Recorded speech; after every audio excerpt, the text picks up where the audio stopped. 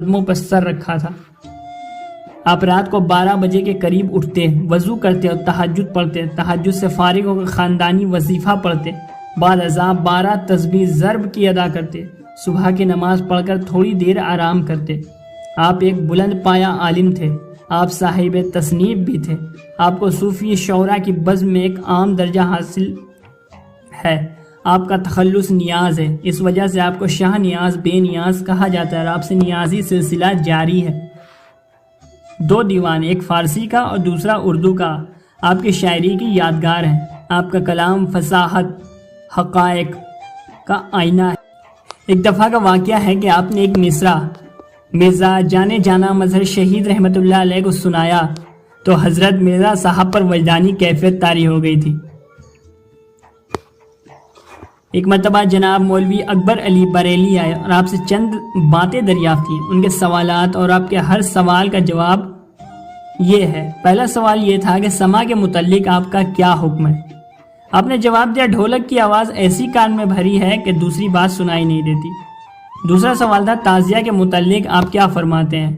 اول تو یہ کہ شاہ نیاز بے نیاز رحمۃ اللہ علیہ تعزیہ کا بڑا احترام کیا کرتے تھے اور آپ تعزیہ کو جائز سمجھتے تھے، مگر جب اس نے سوال کیا کہ تعزیہ کے متعلق آپ کیا فرماتے ہیں تو شاہ نیاز بے نیاز نے فرمایا، اگر بنا نہیں ہوگا تو میں اجازت تعزیہ بنانے کی نہیں دوں گا، اس واسطے کہ میں اس کی تعظیم نہیں کر سکوں گا۔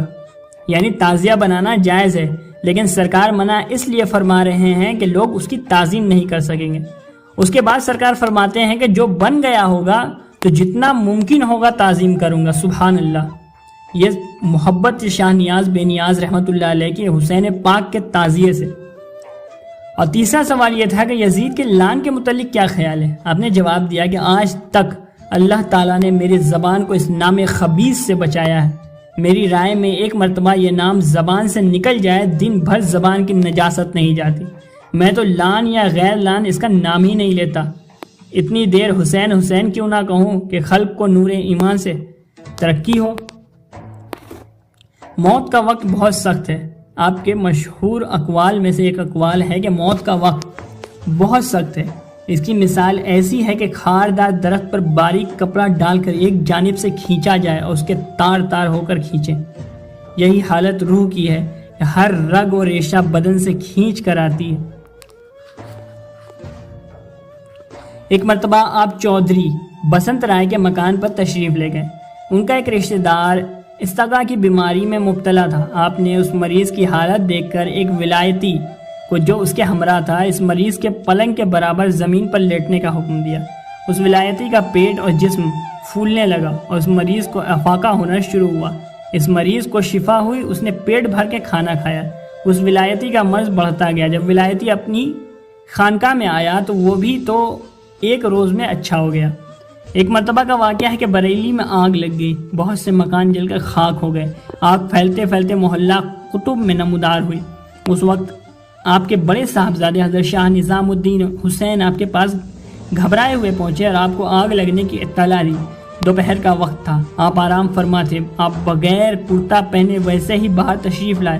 آپ نے دیکھا کہ امیر علی خان رسالدار کے 22 گھوڑوں کو جو چھپر میں بدھے ہوئے تھے نکالنے کی کوشش کر رہے تھے۔ رسالدار نے جب آپ کو دیکھا جان میں جان آئی۔ انہوں نے اپنی سائنسوں سے کہا کہ گھوڑوں کو نکالنے کی کوشش مت کرو، اگر بچانا ہوگا تو حضرت خود بچا لیں گے، ورنہ حضرت کے سامنے ان کو جلنے دو۔ آپ نے نظر اٹھائی، آگ کا رخ بدل گیا۔ چھپر کا ایک کونا جلنے پایا تھا کہ وہ بھی خود بخود بجھ گیا۔ دوسرے دن آپ کے صاحبزادے حضرت شاہ نظام الدین حسین نے آپ سے دریافت کیا کہ کیا پڑھ کر پھونکا تھا کہ آگ ایک دم بجھ گئی؟ آپ نے فرمایا، پڑھنا کیا تھا؟ سمندر بن کر ایک چھینٹا مارا، فوراً بجھ گئی۔ ایک ولایتی کابل سے آپ سے بیعت کرنے کی غرض سے بریلی آیا۔ شہر سے باہر دریا کنارے اس ولایتی کی ایک شخص سے ملاقات ہوئی۔ باتوں باتوں میں اس ولایتی نے اپنے آنے کی وجہ ظاہر کی۔ اس شخص نے یہ سن کر کہا، جس شخص کے پاس تم جاتے ہو وہ نیاز احمد ہے اور وہ نیاز بے نیاز میں ہی ہوں۔ وہ شخص وہیں بیعت سے مشرف ہوا۔ دراصل شاہ نیاز بے نیاز رضی اللہ تعالیٰ عنہ کا وصال ہو چکا تھا۔